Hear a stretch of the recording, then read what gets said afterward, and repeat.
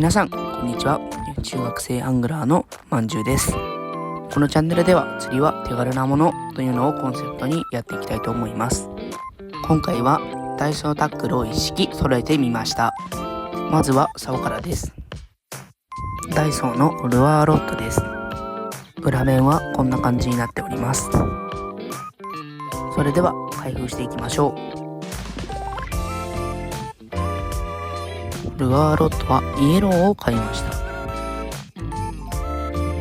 リップ部分も握りやすいです。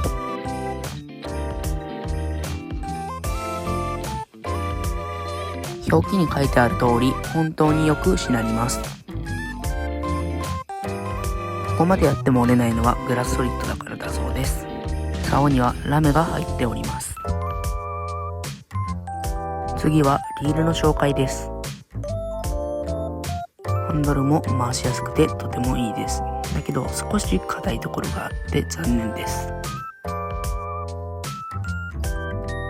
上から見るとこんな感じです。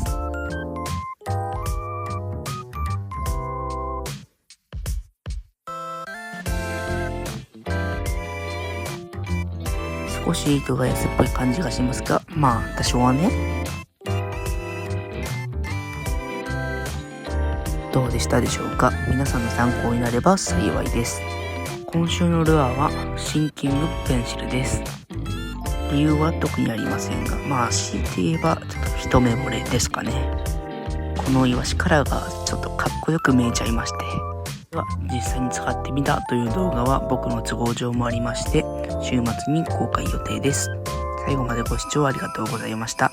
ぜひチャンネル登録よろしくお願いします。